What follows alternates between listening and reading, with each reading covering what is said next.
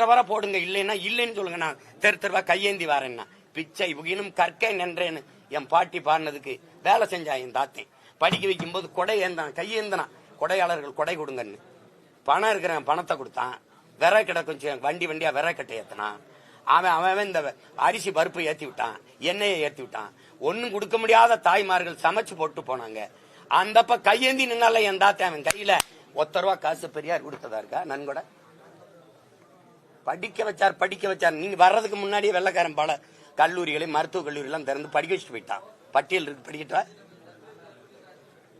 சும்மா படிக்க வச்சாருன்னு எதையாவது எல்லாமே சுயமரியாதை அவர் தான். நாங்க மானங்கட்டு தெரிஞ்சோம். சுயமரியாதைக்கும் தன்மானத்திற்கும் போராடி செத்த மானம் மறவர் கூட்டம் நாங்க.